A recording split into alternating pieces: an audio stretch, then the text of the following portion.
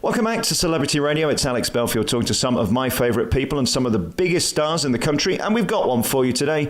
Jess Robinson shot to fame on the 2017 Britain's Got Talent and since then has been touring the UK. She's back with a brand new tour for 2018. You can find out more at jessrobinson.co.uk. And I'm delighted to say that she joins us on the show now. How are you?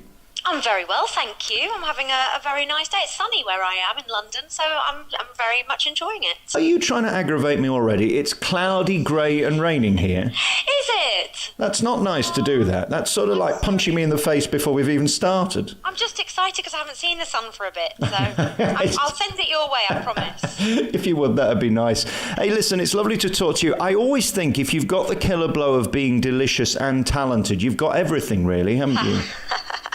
I don't know about that. Doesn't hurt though, does it? And I've noticed in what you do, I mean, the charm and the warmth is the key. If people don't like it, it doesn't matter how funny you are. I completely agree with that. Yeah, I think it's, I think you have to have a bit of camaraderie and banter and, a two-way love with the audience before you can start expecting them to laugh at and with you, I think I feel, for me anyway, for my brand of comedy, that's I like us all to be in on the joke together, and warmth is an important part of that. As we all know, you started your career last year when you decided to audition for Britain's Got Talent. You'd done nothing before then. That's what the public think, but it turns out you've actually had a career doing exactly the same thing. It's just that we happen to see you doing it on the telly. Exactly. It's that age-old thing. I've been plugging away for years. I think I left school in 2001 and just sort of started working as a jobbing actress and doing my impressions and things like that. And BGT had scouted me for about 4 years.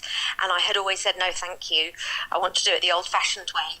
And then last year, I don't know what changed exactly, really, but I just thought, maybe I could do with a profile hit so I can start going on tour and, try and take my career to the next level. And also, it seems that lots and lots more professionals are doing that now. But I think that certainly dance acts and magicians don't get the same stigma as singers and comedians and performers doing that way. So it's a funny thing, really.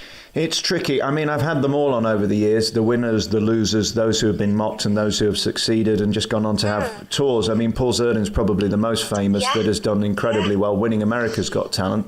I think it's okay if you're good. It's a risk if you're not, because there's always the chance that the producers could ask you to do it for mockery. Yeah, absolutely. I was really quite frightened of that. That I would be edited in not a very nice way because, of course, you're making a deal with the devil in a way because it's up to them. They're making their TV show. But also, I didn't want to go on and do a bad performance and then the people that I do already worked for suddenly turn around and go, oh, actually, she's rubbish. We're not having her again. And that was it, That was my worst fear. When did you realise that you'd got the art of a mimic? Because, of course, the art of doing people well is rare. We all think we can do it, but most of us can't. Yeah, I don't... Well, I had always taken the mickey out of teachers at school and my mum, but I had never thought that I would ever do that for a career. I wanted to be a serious actress or a classical singer, and I was... I left school at 18 and by pure chance managed to get an agent. And I was doing a pantomime just on my year out before I was going to go to university. And I found out that the next production that they were going to put on was Little Voice, with the film with Jane Horrocks, where she does all those singers like Marilyn Monroe and Judy Garland. So and I just told a massive fib because I was desperate not to go back to my day job, which was working in a really miserable stockroom on Oxford Street in the back of a shop. And I just lied and said, I'm brilliant at impressions, please can I audition? And the director said, oh, didn't know that. Of course you can, Jess. It's in 10 days. And I learned, just had to learn. And luckily I could do it, but fibs, I've got myself into a few fixes before with my fibs. Hey, listen, if it works and gets you a gig, then don't knock it. Well, absolutely, and it's shaped my whole career since then. It's been crazy, really. Yeah. I saw that show, Little Voice, actually. I think you did it with Beverly Callard, didn't you? I did, yeah. I did a tour a few years later, and it was directed by the writer Jim Cartwright with Beverly Callard, and she was great as well, Beverly. She was she used to describe that part as she's like a juggernaut. Just sort of keeps going and ploughing through, yeah. When we look at the people you've worked with, I have huge respect, and if you look at my website, most of the people I speak to are special acts, comedians, vents, magicians, because it's a tough life. I mean, it's life on the road, mostly one-nighters. Did you ever think, this is a lot of work? I mean, at least if you're in a musical or if you're an actor, you could be in somewhere for a long period of time. What you do mostly means you've got to go to them, which is exhausting, isn't it? Yeah, I think it's all part of trying to build a bit of a fan base, though, and I feel so grateful that in some of my venues I've sold 30 tickets, 70 tickets, but they're all strangers. They're not even my mum, and I'm just so excited and grateful that people would want to come and see me. It's amazing people put their hand in their pocket. It still never gets old. Yeah, it's just I feel really grateful and lucky, and this is my first tour, so proper tour. So it is lonely, but it's also really exciting. And there's no one to blame. I mean, your name is on the tin. When we go to the website, we see all those dates. I'm going to read some of those out in a moment. But what's incredible is there's no one else that you can say, it didn't work because of this. It is Jess Robinson. Here come the girls, and it's all about you, whether it's in Glasgow on March the 1st, Stockton, Scunthorpe, Sheffield, Brighton, Chorley, Southend, Bath, Cardiff, Northampton, London. You've no one else to blame, have you, Jess, now? No, and now you've made me feel really scared. I really hope it's okay. Everybody likes it, and it's.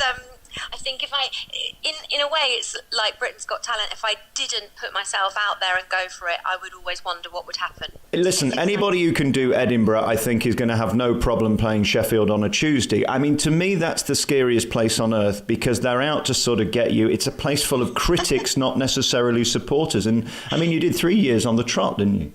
Oh, yeah. So I'm going back to Edinburgh this summer, and that will be my 5th year. And I can't wait. I learnt my craft there, really, and it's really tough. For a lot of comedians, your whole sort of year, your whole cycle is from, instead of Christmas to Christmas, it's Edinburgh to Edinburgh. Right. And, you finish your Edinburgh show and sleep for most of September. October's recovering, and then by November, I guess, you're already wondering whether or not you're going to do a show, and January comes and you've got to do your photo shoot, come up with a name for it, you haven't even written it yet, and then, round it goes again. Incredible. It's pretty crazy. I love some of the people you do. I mean, they're almost funny before you start. When we look at someone like Cheryl Cole, I mean, in one word, we know who you're doing and who you're sort of affectionately mocking. There is an element of mockery, isn't it? Because these people are almost a caricature of themselves at times. Absolutely. I mean, Cheryl, I do love her, and I wish I looked like her, but absolutely, affectionately mocking her. I love her. I just love the way, when I do her voice, I almost start to feel beautiful. So it's really good. I was doing a radio show the other day, and the presenter knew Stacey Solomon. She rang her, and she made me do Stacey Solomon to Stacey Solomon down the phone, and it was beautiful. It was incredible. Oh my God. I only know Sue Pollard. Do you do her? Or Ruth Maddock? Really. Hello, Campers. I worked with Ruth Maddock once. Did she you? was great. Yeah. In fact, Sue Pollard came to see the show afterwards, and there was this funny rivalry between them. And Sue was doing high kicks in the foyer afterwards, stealing Ruth Maddock's focus. That sounds about right. She was furious. In this new show, who are you enjoying doing the most? I mean, whether it's the sort of traditional sort of Liza's that people love you for, or the Shirley I do like her. If you're very lucky, you can actually learn to do Liza with me on stage in the show, and you can impress all of the friends, and they will just absolutely love it. But I like traditional people like Billie Holiday. The suspense is killing me. Wow. I can't stand Beautiful. And then we've got, just the normal TV personalities like Alex Jones from The One Show. Is also great fun to do, and when you do that one, do you just get an auto cue and deliberately misread it? Is that how you do, Alex? And not that I'm saying anything. You remind me of, in a way, I've become very friendly with Terry Fator in Las Vegas, and I have such admiration for him because he's been there 10 years. He's now in his second 10-year contract, and like you, underneath everything is a beautiful voice. And I think to pull off someone like Billy, you can't do that unless you're incredibly talented at what you're trying to do. It's a gift you've got, I guess, on top of another gift, isn't it? You've got to be a great singer to pull that off. I think you're probably right. Someone said to me this morning, I was doing an interview, and they said, how do you master, what's the secret with singing impressions? How do you master that? And I mean, you have to be able to sing, first and foremost, to be able to do them. And it sounded like a really stupid answer, but yeah, you have to be able to know where to place your voice and to be able to make the tones. And I guess you can't really impersonate, like if you were an artist, you wouldn't be able to just impersonate a Monet unless you knew techniques and how to paint yourself first, I guess. And of course Britney Spears must be the easiest one to impersonate because she doesn't sing live, does she? Yeah. All you have to do is get your voice like really baby. Yeah, she's a bit like a singing chipmunk. She's quite Beautiful. fun. Do you do it in the mirror? How do you get it? Is it listening to them, watching them? How do you get it down? I listen to a lot of music. I really adore just listening to music and singing along. And I think actually unconsciously when I was young, I would sing along with people like Kate Bush and things like that. And I would just start doing the voice because I wanted to sing along accurately with them. Right. And sort of I wanted to be them. So and when I first started out, and I still do this, I get a little clip of the person speaking or singing, and then I'll record myself doing the same, and then I'll just listen and compare and do it that way. And what's also tricky about what you do, of course, Jess, is the fact that you've got to keep it moving. I mean, you can't just do 3 impressions in a 90-minute set. That's sort of hoist by your own petard, isn't it? Being brilliant means you've got to have more and more and more and more. It must be really challenging to do a proper full show. Yes, and I mean, yes, but it's exciting and fantastic to have a wealth of loved singers and celebrities to be able to choose from. If I tell you what I would struggle with, if I was only allowed to do people from the noughties, I would really struggle. Right. Because I think there's a real style now with Taylor Swift and Katy Perry and Ariana Grande. I struggle to hear the distinctions between them. They're so processed, aren't they? They all sort of sound the same. Absolutely. That's exactly right. So I even had a gag in one of my shows where I just not changed my voice, and a list of them would just reel past. But you heard Judy Garland or Kate Bush or even Jessie J. Actually, if you heard there are or Adele or Amy Winehouse, you would just know them immediately, wouldn't you? But now you have to wait for the DJ to say who it was. I tell you the one I think is verging on ridiculous at times, although I love her very much, is Paloma Faith. She's got such a bizarre way and affectation, hasn't she? Crazy. She's like a foghorn when she sings. Well, if she speaks, she's like a little baby. That's it. LSD, isn't she? So cute. And then she goes all bassy, doesn't she? Yeah. It's ridiculous. Brilliant.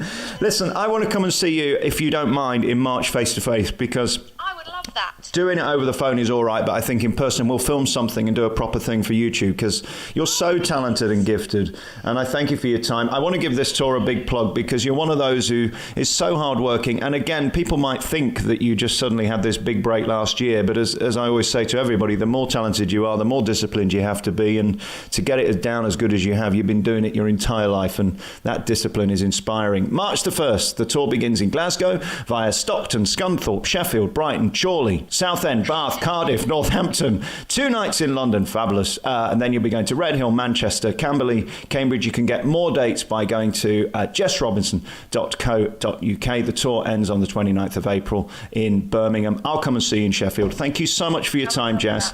Here come the girls. Is there an S missing on comes, or shouldn't we talk about that? Here come the girls. It's not Here Comes the Girl. No, the girls can't comes. come. Thank you, Jess. We'll leave that there, and I'll see you in March.